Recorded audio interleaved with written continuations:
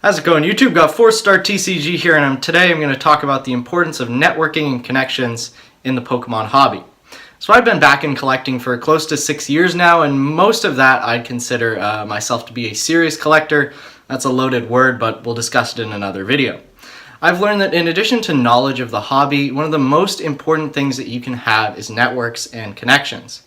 We know networking is important for jobs, but we often don't think about how important it can be in completing our collection goals or locating a very hard to find card. So in this video, I'm going to go over why networking and building connections is important once you develop larger collection goals or are trying to secure hard to find cards. I'm going to explain how to do it well, and I'm going to give some personal examples of how it's benefited me and my collection. So first off, let's discuss why networking and forming connections in general is important. So in networking theory, sociologists describe each connection you form with a different person as a potential resource that you can use in order to gain something for yourself. Now this connection, depending on its strength, can be used for anything from privileged knowledge to a job referral to financial or emotional support. Now, with respect to Pokemon collecting, obviously we're going to focus on the end that researchers will call weak ties, or people who you know well enough that a phone call every now and then wouldn't be weird, but you probably wouldn't invite them to your wedding. Less serious collectors, for example, people who will collect ungraded set-based cards, newer sealed products, or readily available Pokemon merchandise, often don't have to do much more work than an eBay search in order to find what they're looking for. But more serious collectors are often interested in cards that rarely, if ever, trade hands publicly on eBay. There may be months or even years between listings, or the card may have been released in a way that only a small number of people were able to obtain it. Now, stuff like trophy cards and low population PSA 10 cards come to mind when I'm talking about this kind of stuff. So for collectors who are going for those cards that are difficult to publicly obtain, we have to rely on other ways of procuring them than the public market.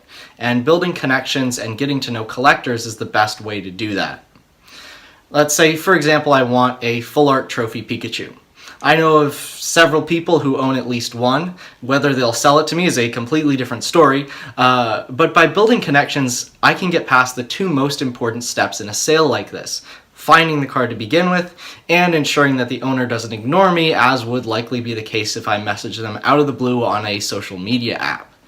Now, building connections isn't just for people who deal in ridiculously rare cards, though.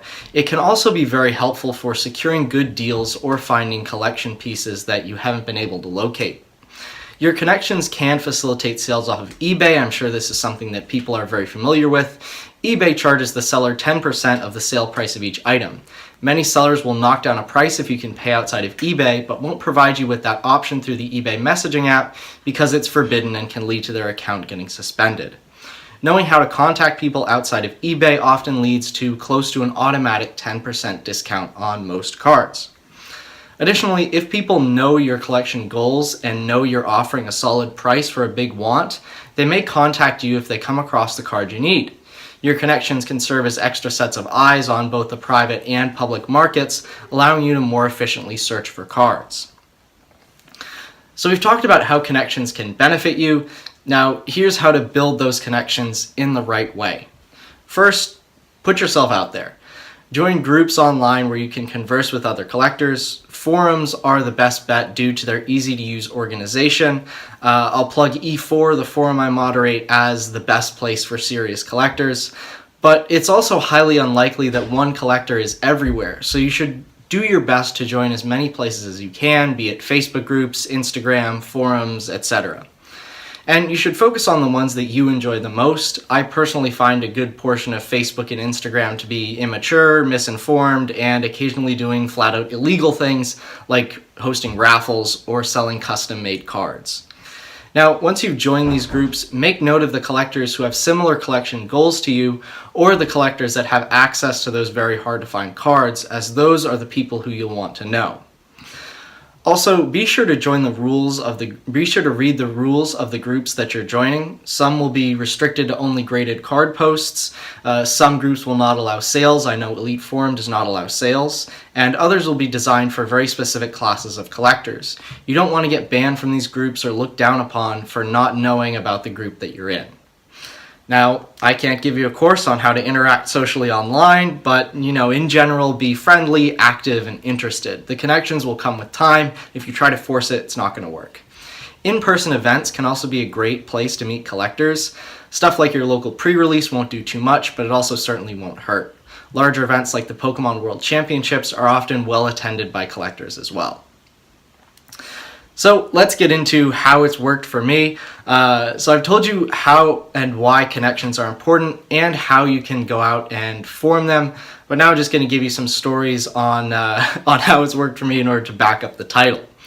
Now, I don't have any stories of buying trophy cards or the like, but trust me when I say the people who do have those trophy cards, they didn't get them off of an eBay auction. Now, my main collection goals focus on ADV/PCGEX cards, and I know of a few people who collect the same thing. I saw that one day my friend Jeremy listed a big lot for sale on eBay for a fairly reasonable price. There was a best offer on the listing, so I thought maybe I could get him for a little bit less than he was offering. Contacted him off of eBay to see if he would take less, but it turns out he already had several offers on the lot on eBay. I paid the full buy it now price on eBay to score the lot, but if I didn't have that connection and was able to message him outside of eBay, I would have lost out on a great purchase. I also recently purchased some PSA 10 black and white era full arts. For those who don't know, they're quite the pain to grade, and even popular ones can have a population between 5 and 10. I was able to find the cards and purchase them for a reasonable price because I attended an in-person event, the collector's event that was recently held in Hartford. Without attending the event, I wouldn't have even known who had these cards. So hopefully I've been able to convince you of the importance of building out your Pokemon network if you're interested at all in mid to high-end collecting. You may even make some new friends. So thank you all for watching. Be sure to like and subscribe and stick around for more videos. If you have any questions, you can leave them in the comments section below. I've also linked some videos up in the iCards which you guys might enjoy.